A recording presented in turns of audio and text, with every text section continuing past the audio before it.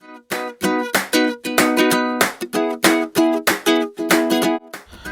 guys, it's Ogs from the US. As you can tell, I'm still down after another defeat. That was the second defeat in just a few days.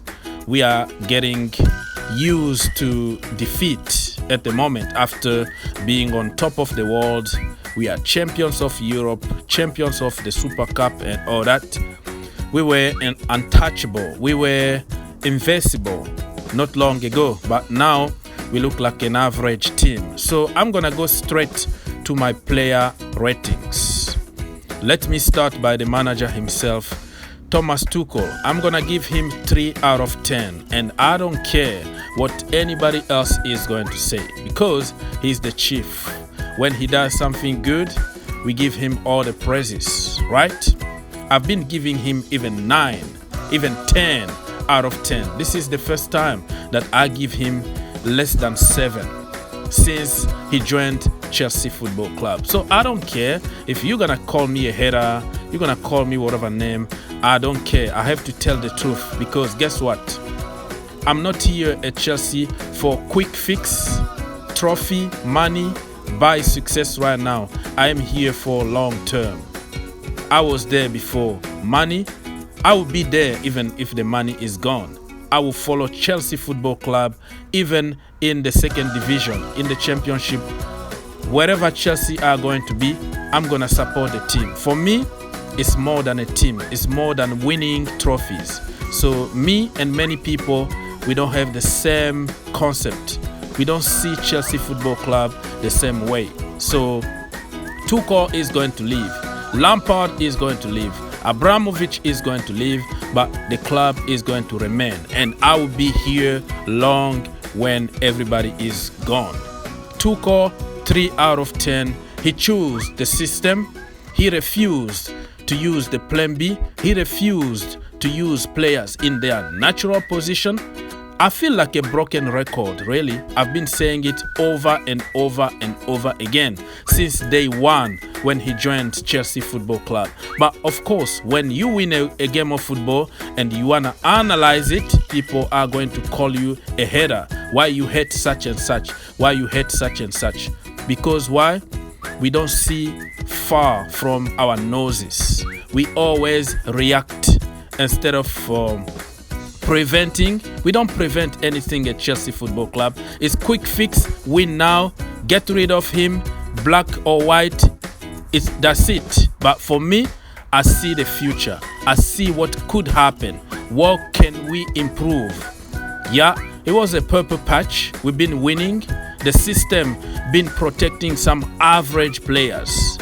And now we got exposed by few teams now.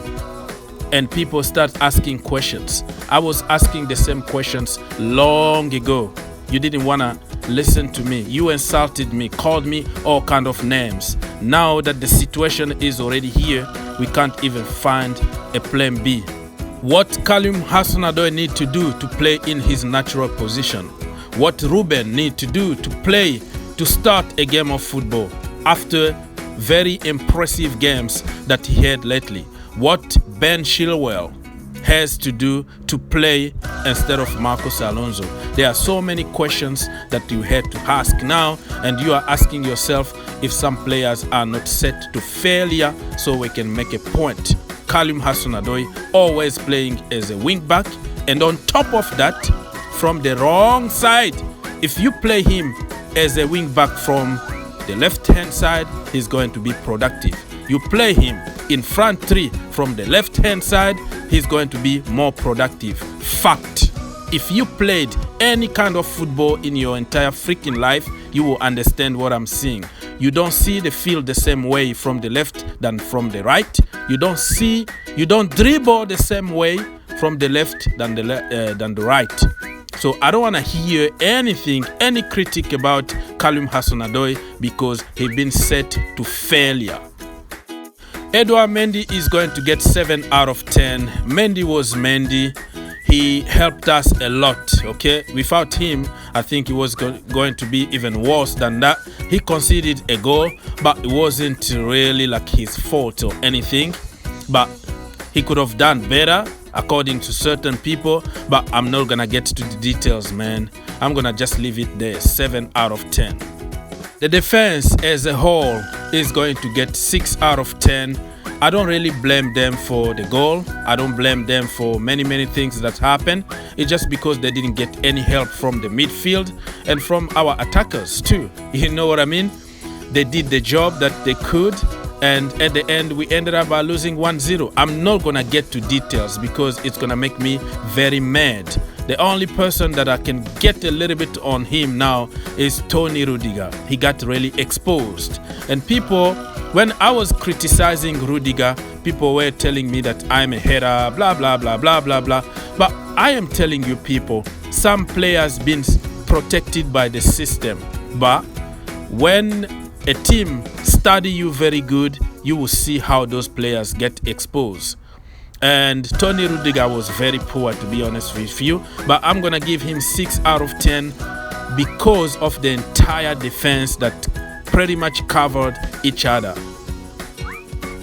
Jorginho and Kovacic are going to get 3 out of 10 from me. They were very poor, let's be honest. The first half, they got dominated. They were playing a lot of back passes, sideways, backward all the time. No progressive football, no assist, nothing, no sense of urgency. I don't care about, oh, he can beat the pressure, oh, he can do this and that. Those dudes being exposed. And I always tell you people, if you put a man, a physical man on somebody like Jorginho, you can take him out of the game easily. And we've been folded, thinking that, oh, we have all our team is world class, but the reality is we've been covered. Many players been covered by the system. Hard work for each other. And when you have somebody like Mason Mount working for everybody in the team, when you have N'Golo Kante also working for everybody, it makes everything easy. It covered everybody, but of course at the end they are all world class. So disappointed, but it is what it is. Front three, that means Lukaku, Kai Havertz, Hakim Ziyech, all of them are going to get 2 out of 10. I don't know if I'm speaking from anger because I was so disappointed. I wasted all my time preparing shows, you know, being live for 4 hours to provide my brothers and sisters some entertainment and all that. I don't know. I might change my mind, but right now, 2 out of 10. They didn't offer anything. Romelu Lukaku had some situations, you know, some half chances or quarter chances or whatever.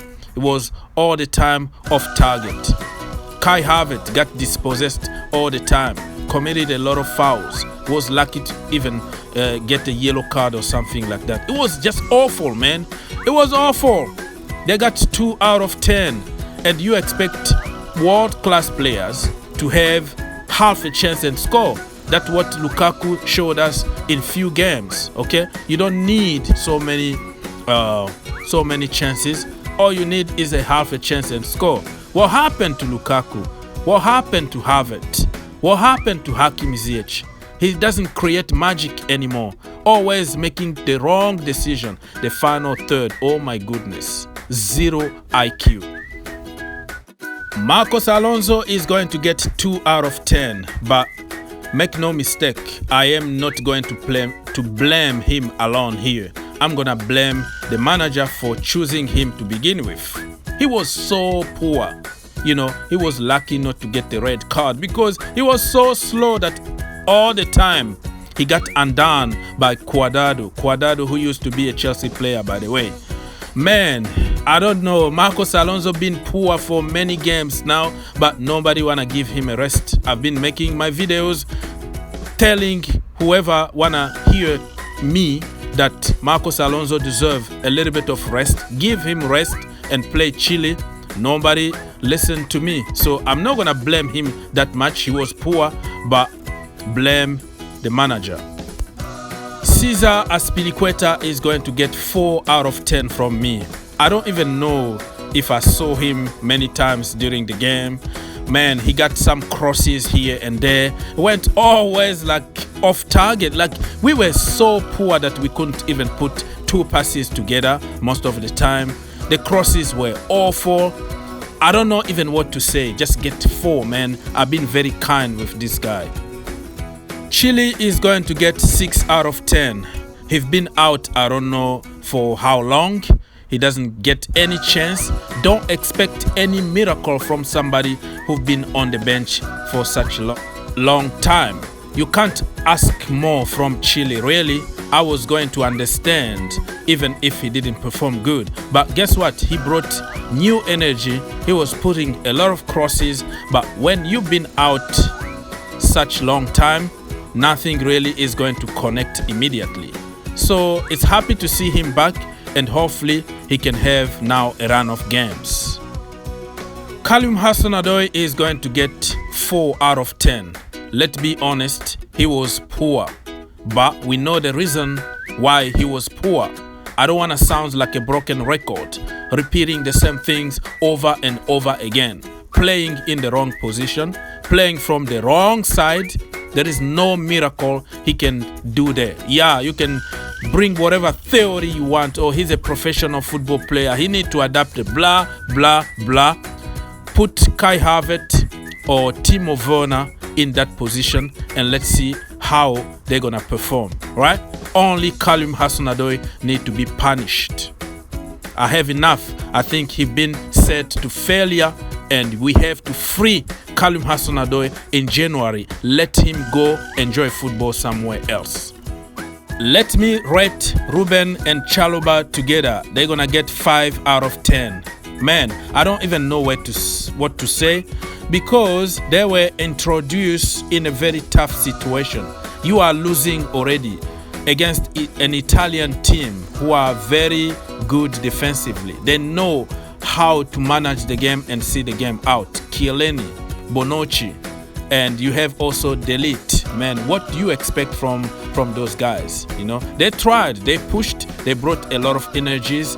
They tried shot on target, shot from distance here and there. They tried to get involved, but the entire team, we were so slow. We lost it mentally. Also, you could tell that we already lost the game. We were getting so frustrated on the field. They took us out of the game, you know, mentally and also physically. So I'm not gonna be very harsh on them because I wanted them to start the game. They didn't even start. So you put them in a situation just to make a case or to say, I told you so? I don't know, man.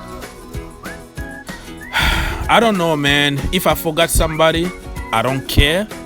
I don't want to make this video 2 hours. I'm so frustrated right now. And when you put a lot of money, energy, you know, following your team like I do, sacrifice my time at work to make content, free content, by the way, for the community and all that, you got smashed like that, man. You feel more pain than ordinary people who would just, you know, go on with their lives. Me, it's more than a team. It's more than a result. What I don't want to hear from people is Thomas Tuchel out. Shut up. You know what I mean? Just get out of here. Just go, man. We don't want to hear anything from you because we need to trust the manager. We need to leave that manager for a long-term project. I am not a quick fix and I don't want to hear anything from Abramovic because everything starts this way. 1 loss, 2 losses, blah, blah, blah. You keep going. The next thing you know, you are in crisis after a couple months or just 1 month. Remember, Lampard, it took him less than 2 months. We gave up on him. Everybody turned their backs on Frank Lampard. I don't want the same situation to happen to Thomas Tuchel. He won us the Champions League, the Super Cup. Nobody expected us to be there. So for me, he overachieved already and he got some credit in the bank.